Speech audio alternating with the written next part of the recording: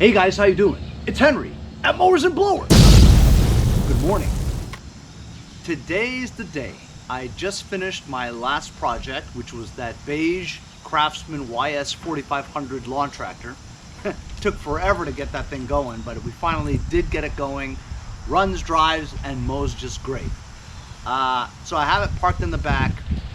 And yes, I do have another Husqvarna lawn tractor, but this is so exciting to me that it jumps the line. I'll probably save that Husqvarna for next spring to start working on it.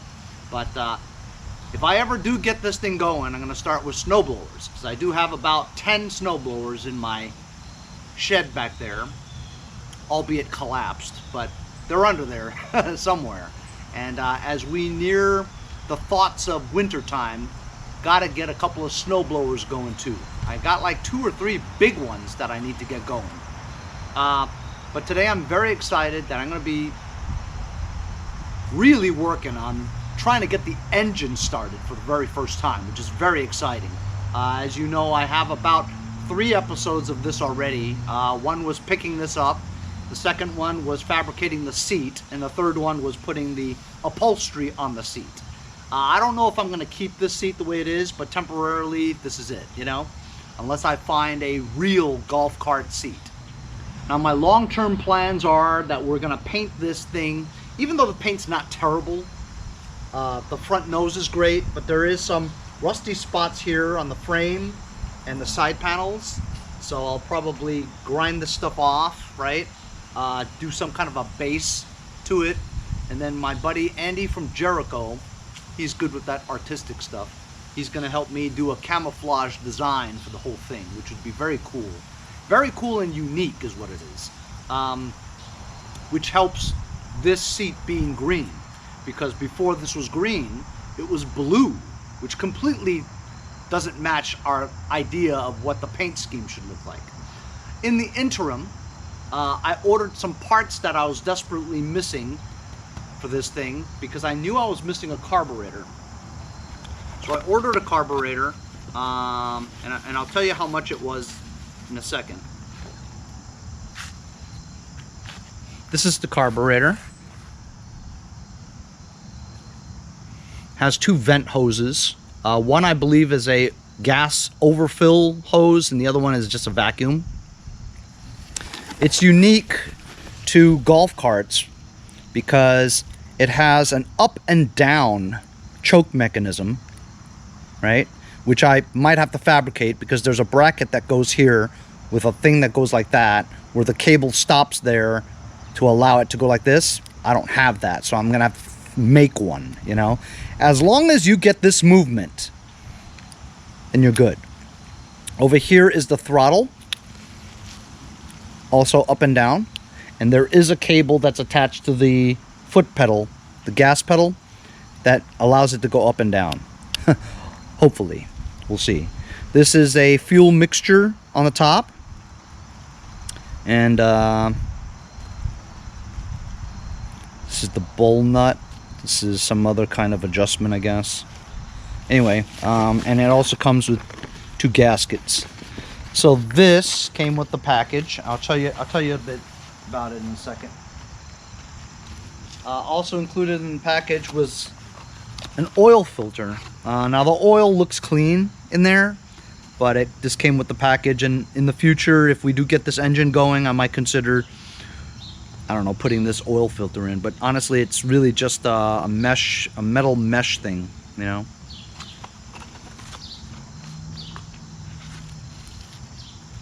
This also came in the package, and it's a new plastic fuel pump.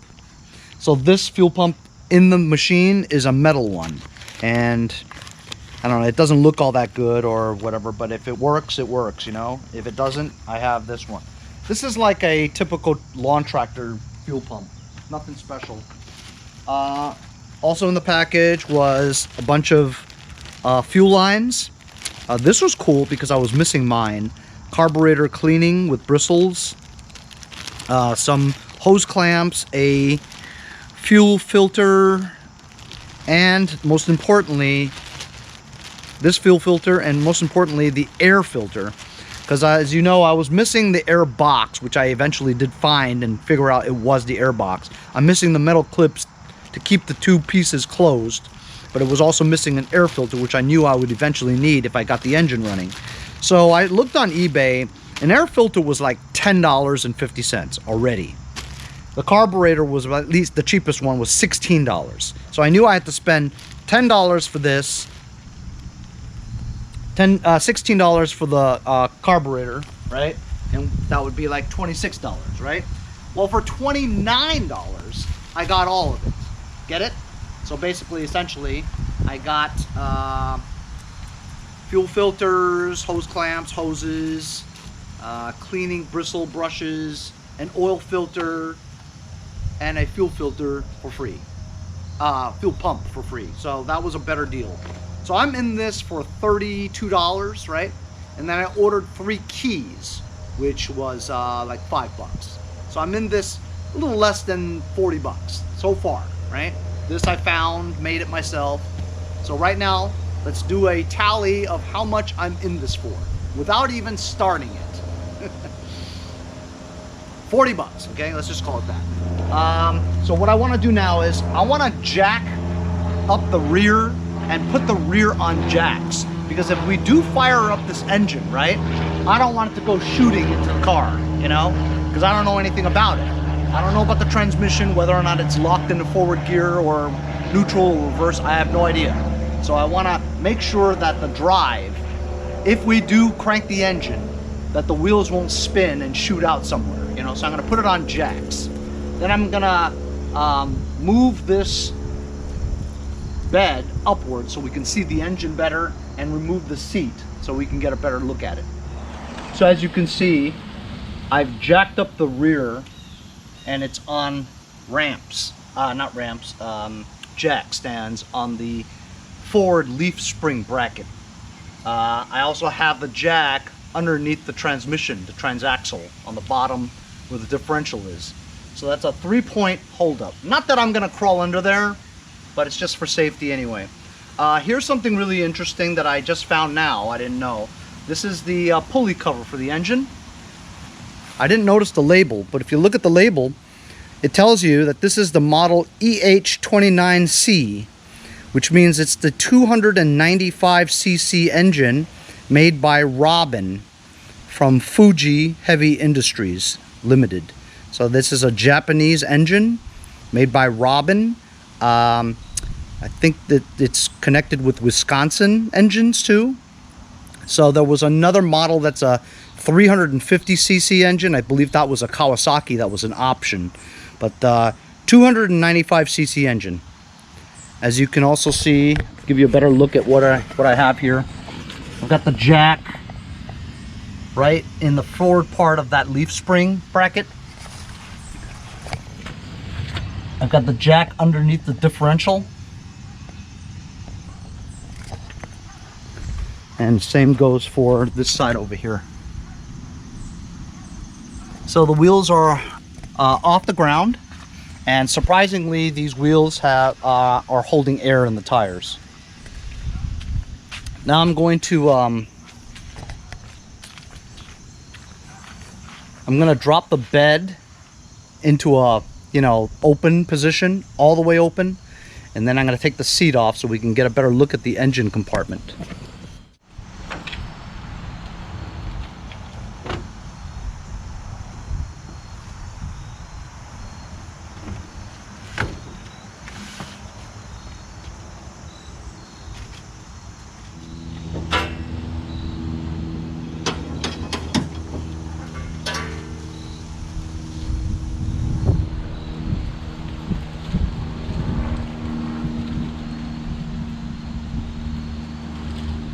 I feel better if I let this hang more, because what if that thing gives while my head is there, you know?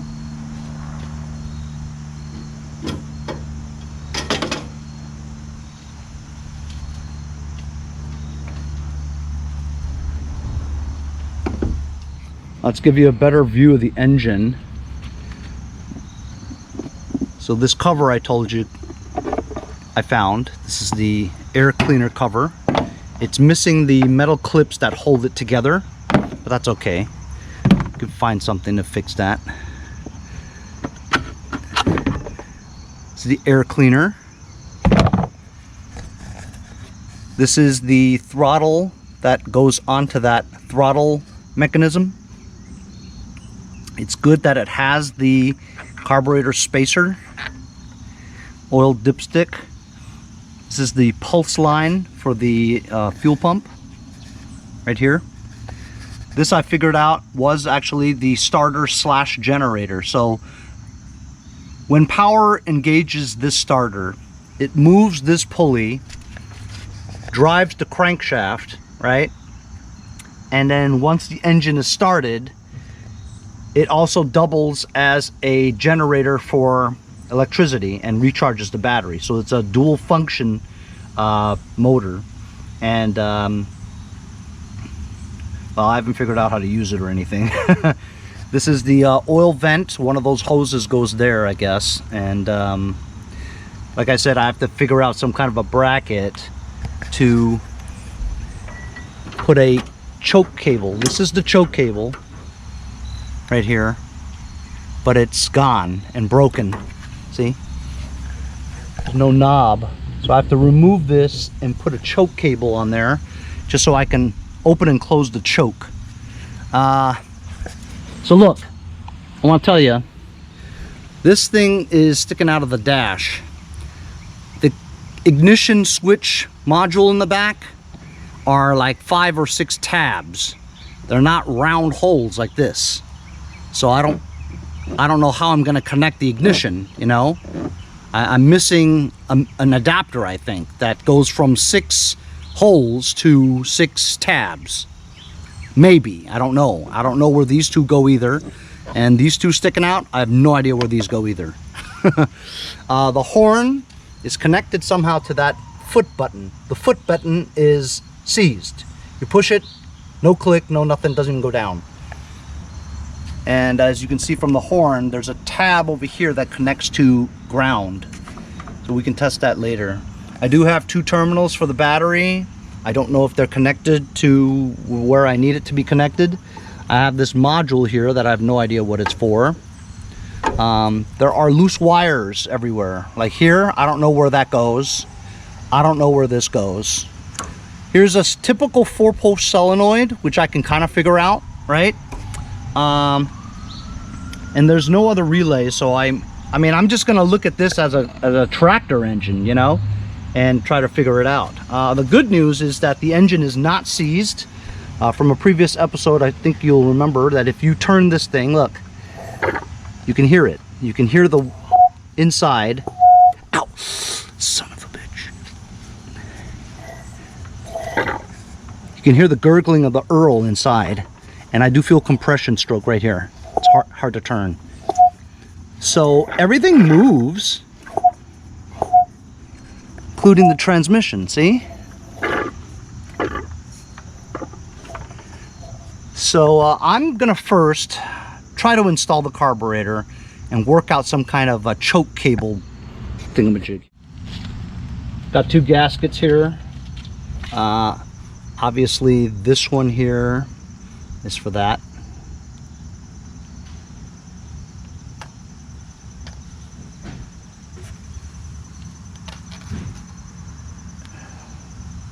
Now let's put the carburetor on just to see if it fits. Because the air cleaner box has 4 holes and the choke flap is usually on the outside, not the throttle, which is on the inside. Holy cow, it doesn't go in with this bowl on here. The bowl is in the way of that. How do you even put it on there? I have to remove this bowl. Because this is Japanese, 10mm. Taking the bowl nut off, and while we take this off, we might as well see what's inside. Let's remember this nutty, this screw here is on the same side as this. So that's what the float looks like.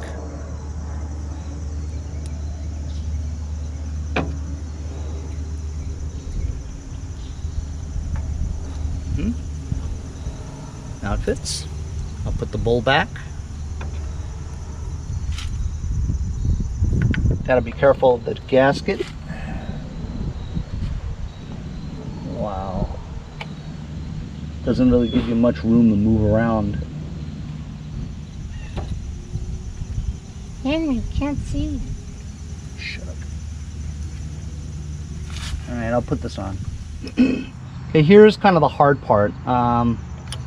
I need to figure out some kind of a bracket so that I could put a choke cable through here and engage it to some other bracket that's around here, around that area, and that when I engage the choke bracket, it'll move like that, you know.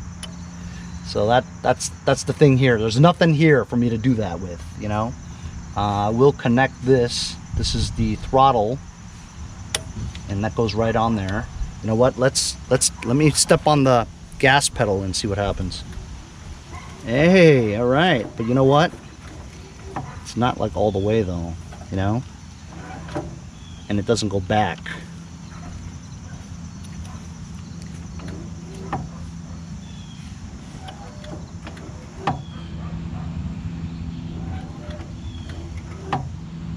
Like it doesn't go all the way.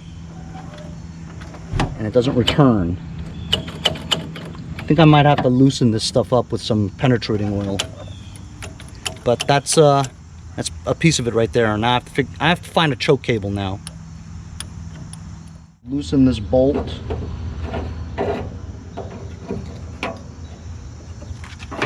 This is the old choke cable.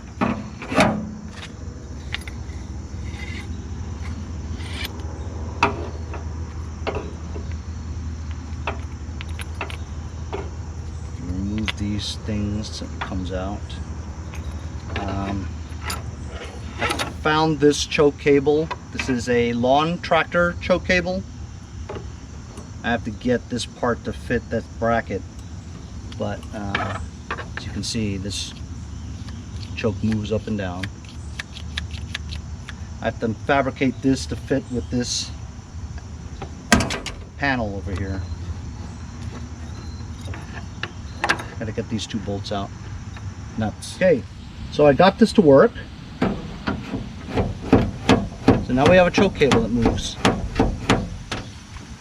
I've cut off the Z-bend off of that to make it straight. Also cut off some more slack here. So just stuff it through here, kind of hold it. So I need to make something like 2 inches long and a bracket that holds this in place, holds it right there. Oh, wait a minute, that's not right. Because I want it to go this. Oh, it has to pull. So that has to pull, I see. Yep, so I need to find something. Alright, so look. I'm gonna make some kind of thing to hold this. And when I pull this choke, see how it closes the choke? I think that'll work. So some kind of bracket right around here that holds that. I don't know where I'm gonna find that. So I've been at this for about an hour. These are those push mower, Briggs, carburetor, throttle brackets, you know. I had a bunch of different kinds, you know, for auto chokes, for whatever. And I've been doing a lot of metal fabrication. So this is what I got. I cut this bracket over here. Fortunately, this carburetor has 4 holes. Okay? And I have a bracket here. It's mounted to this, to that. And check it out. Look what happens when I do the choke. Okay. Boom! Works perfectly. Holds it there. Off choke. Choke. Off choke. So I've got a choke now. So now that we have a carburetor installed with a working choke, sort of, I'm using some penetrating oil and just freeing up the throttle areas here, just so that things move freely that should. Not that I know what should or should not be moving freely. I'm not sure. Just not sure. Don't know anything about it. Completely new to golf carts. Completely out of my element. But you know what? I can only take the knowledge that I know and try to get it started. That's all I can do. I think we're gonna need a battery. So let me grab the battery that I got from my cousin Eric. I've used, I've desulfated it and stuff. And we'll see, maybe that works.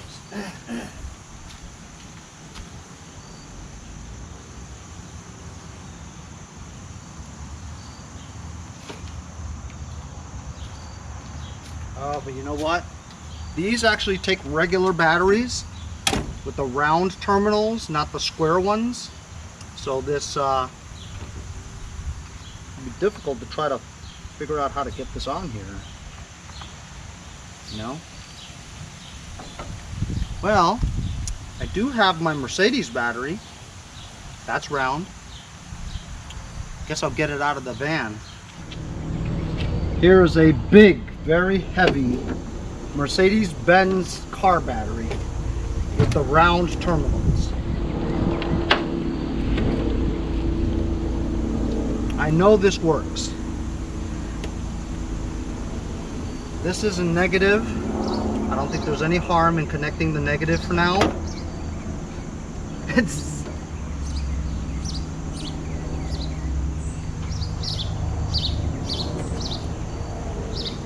And I'm just going to take the positive wire. Where is it? Where is the positive wire? What the hell? Just had it. Okay. I'm just going to touch the terminal and see if anything explodes.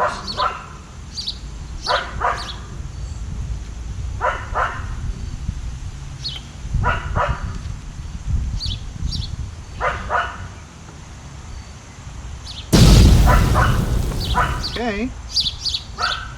See, it's battery's on here. Nothing's exploding. Should I go as far as pressing down on the gas pedal?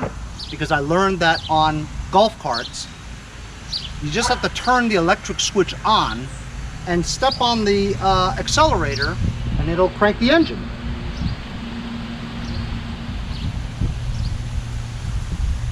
Okay, so obviously that doesn't work. There has to be a power on. Let me test this battery. I'm testing this battery and it's showing 12.45. More than enough to turn that motor.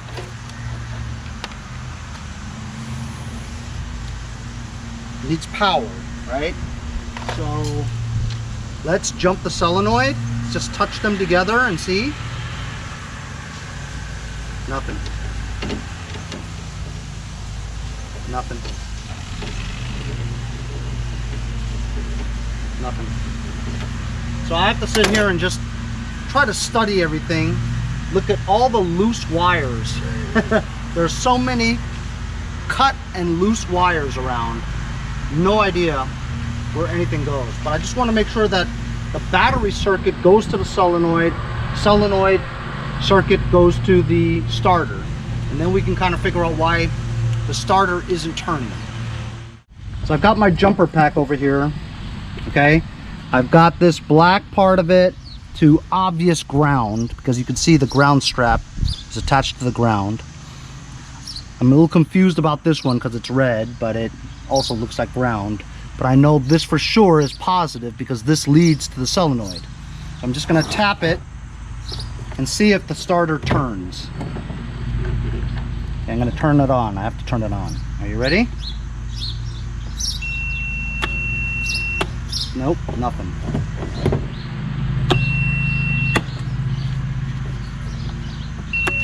Got power to it. Just turn it in my hand.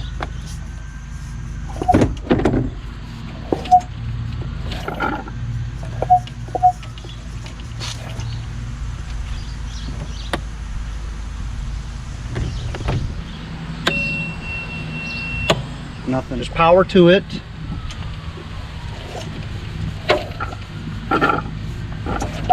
Sometimes you tap it.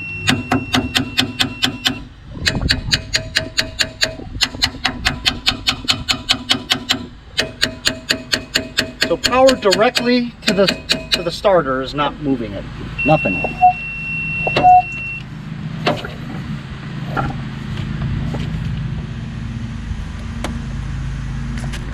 Okay, look what I got here.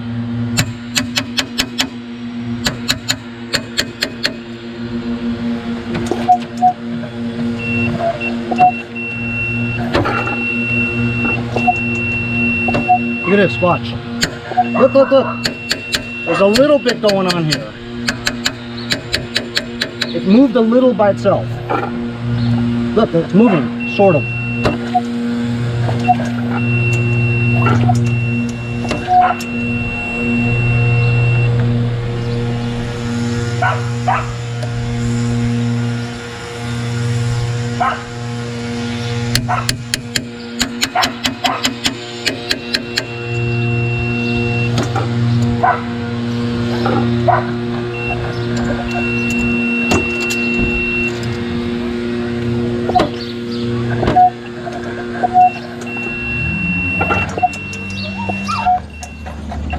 I took the pulley off and hooked it up, and it's spinning slightly, very slowly, and let's just remember it's spinning counterclockwise. So I think the starter's busted.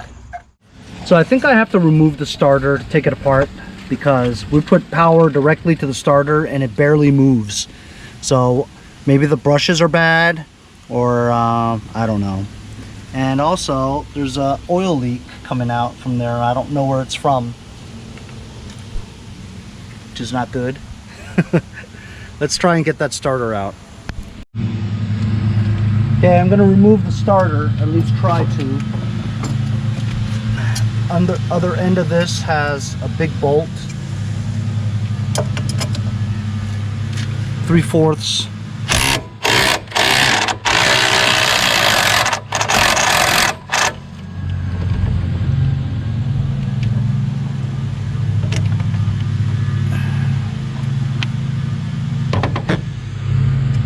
I should disconnect the battery, just in case. Just disconnected the negative terminal to the starter.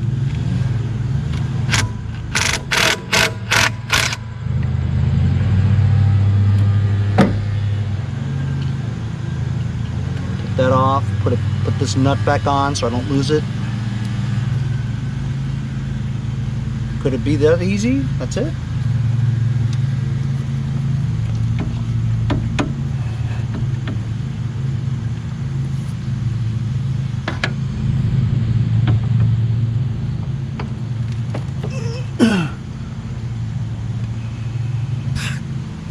Some kind of a thing here.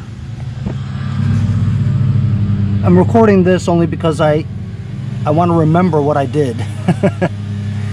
Taking this green wire off of this little thing here, pigtail, and then over here, I think that's secured on there somehow. I don't know how. This doesn't want to come off, so I'm just going to pull this bolt out.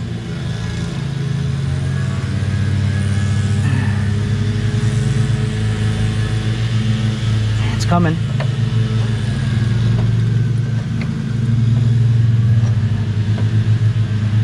It's like the pivot bolt. That way you can tighten or loosen the starter. There we go. There's the starter. I was watching some videos. There's these little portholes where you can actually see the inside brushes. You push them down. I have a feeling they're stripped or worn. That's probably why this thing doesn't work. I'm going to take the starter apart just to look inside.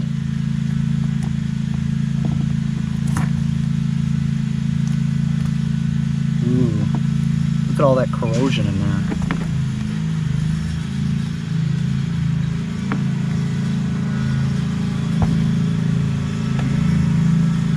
Guess I'm going to loosen this part here, take these two bolts out.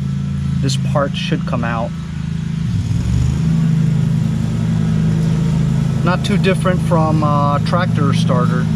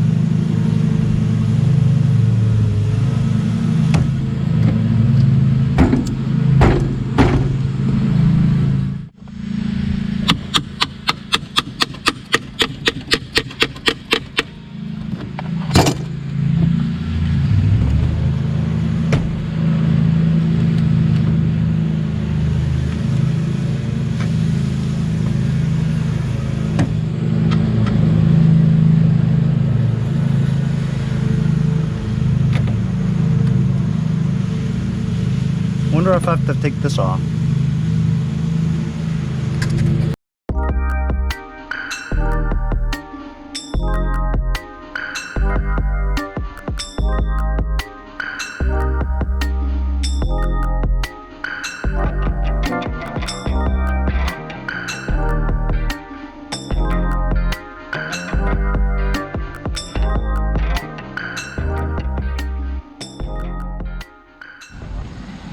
Just took a sledgehammer, tapped it. Just needed some elbow grease is all. It's under some magnetic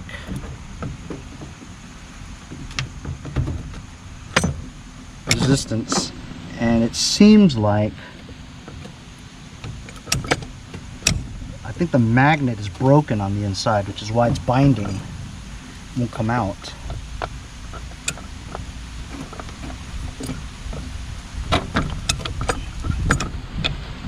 Let me get this out and I'll come back to you when I see what's going on. So I got it off. I have to take this bearing off because this plate was in the way, so I banged it out. Now it's bent. So I have to get this bearing out to straighten this out again before I put it back in. Look right here. This thing broke. I don't know if it broke before I tried to take it off or did I break it, you know? I'm not sure. It's also very corroded inside, and if you look at the brushes, and they hardly seem like they're even touching, and there's very little left. I don't know how much this should be, but I think that I need to buy a new starter. I don't know how much these things cost. I'm imagining that they cost a lot. I mean a lot, you know. But I'll have to do some research on this and see if I can fix this starter somehow. So I got this plate off. I got this ball bearing off. Banged this plate as straight as I can. And all I could find, the only problem that I could find on this thing here is this part here, which I just welded back on here. So this brush is now welded back onto this terminal, and that was the only thing I could figure out that was wrong with it. So I'm just gonna put this back again and put it to power and see what happens.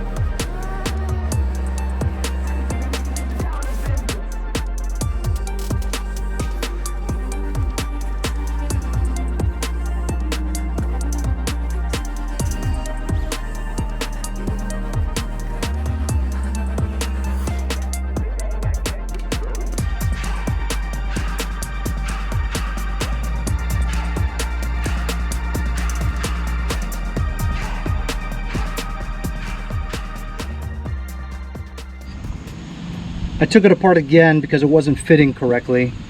I figured since I had it apart, I went and grinded this the surfaces here so it's nice and clean. Now I'm going to put it together. I'm starting to understand how it goes together, so hopefully by welding that piece together, the connections are correct, and hopefully this will work. What I also was studying was these springs. See how the brushes come out? So when you put pressure on here like that for the tension, this wire was getting caught up over here, so it wasn't extending all the way down. So I just basically moved the wire down and now it pushes in all the way. The other one wasn't. So I also oiled these coils here, and this was binding, so it had like some rust buildup right around here, so I put some penetrating oil there. So now they move freely. Before they were stuck, and I thought that was normal, but then I figured, hey, what's the point of these springs if it's not going to put tension down, you know? So these four were not even touching, like barely touching. Now that I had adjusted the springs and put some oil there, at least they now spring into place by itself. Before it was just like if you push it there, it would stay there. So I think maybe that might be the reason. And also these brushes are wearing unevenly. Like that one's good. This one's extra shorter. This one's shorter than these. So some were touching, some weren't, you know, and thus wearing out more than others. But I think I got it now. Hopefully welding that together, and they're all connected now, and with the springs being oiled, it has that tension, so now the brushes are going to be always pushed against it. See? So now you put it like that, and then when you're ready, you just push it down. I hope this works. I'm going to test it. I'm going to put it back together again.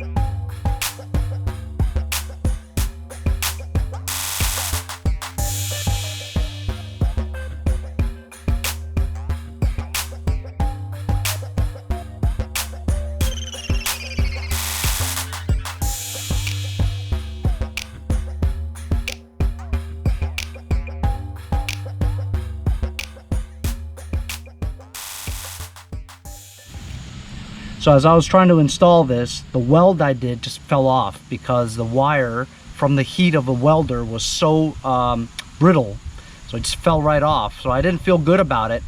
So I went and got an old half stator from, I don't know what it is, snowblower or push mower, I'm not sure, I forget. So it was already broken over here, and I had no idea where I wasn't going to use this. So I took the copper coil wire and I basically wrapped the copper coil onto the terminal here, and it was painstaking, as you saw in time lapse, but I wanted to be at least my confidence that it was going to have a circuit, you know, that it was going to connect and there was going to be power going to it, you know, at least electrical power going to it. So I'm pretty confident now, you know. Now I'll put it together again and we'll put power to it and see if it spins. Okay, so I got it back together again and it spins freely. So now I'm gonna push the brushes in.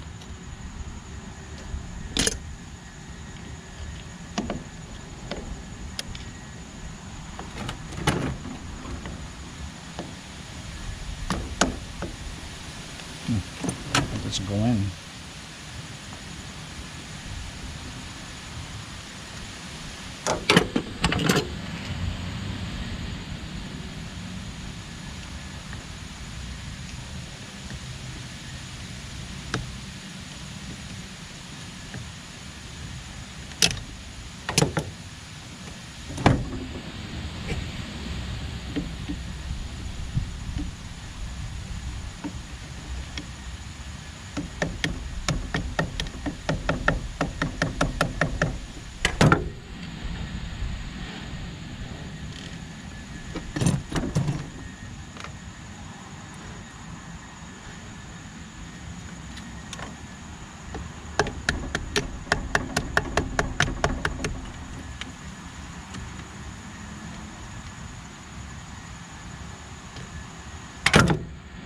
Okay.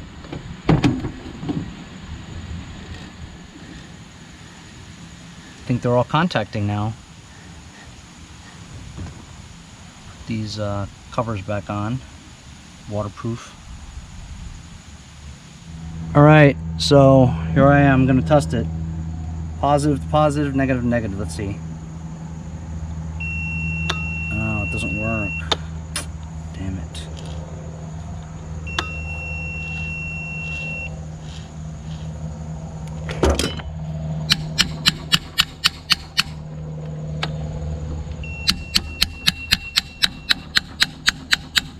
I thought it would work.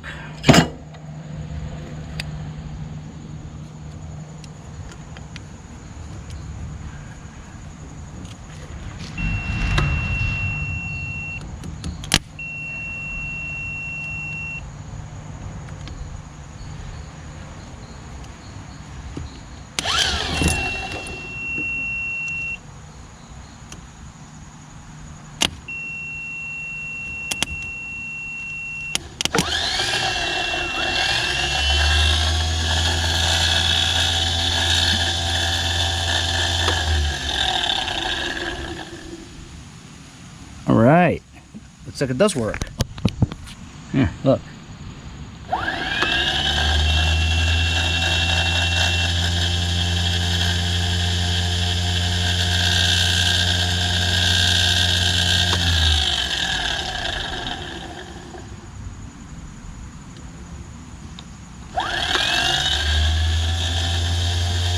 Yeah, that's strong.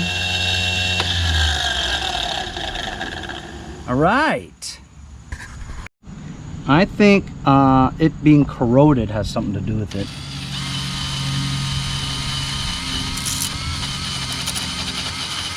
I'm not gonna lie, I'm pretty tired. I've been messing with this all morning. On videotape, you're only looking at maybe 30 minutes, right? In reality, it's been like 4 or 5 hours continuously doing this. I'm pretty spent. I don't even really feel like putting it back on again. I'll be honest. I'm pretty sore and tired. And I have to go see my daughter's soccer game too, so. I might put the starter on next episode.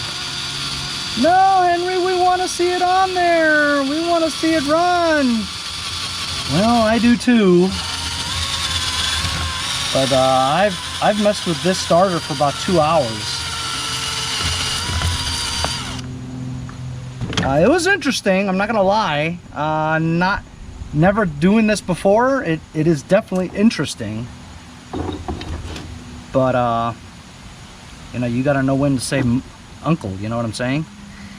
You guys know I do videos every day, so not to worry, there will always be a video to watch. Getting a little burned out from doing videos every day, fellas, I'm not gonna lie. It's tough.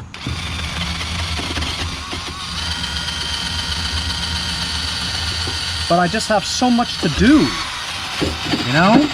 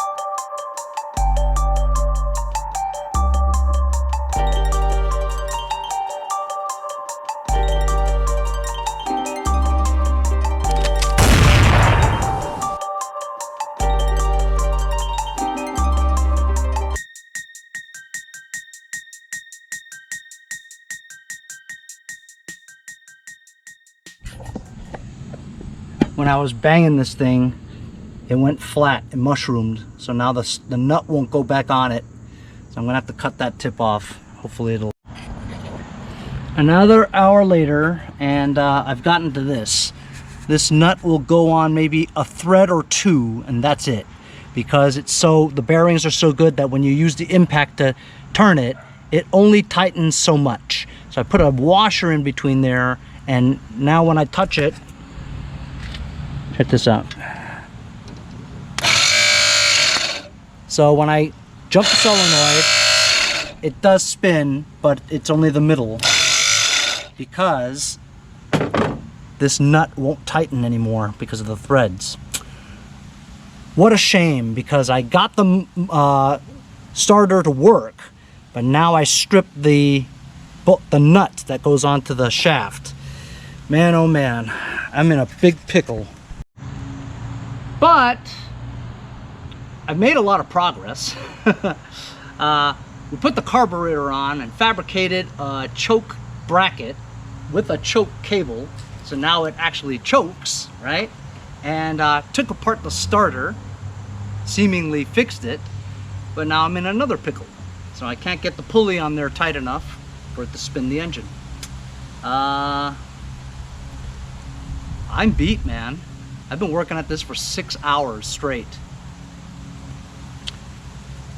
I mean, it can't be done in a day. We'll see you guys next time on Mowers and Blowers.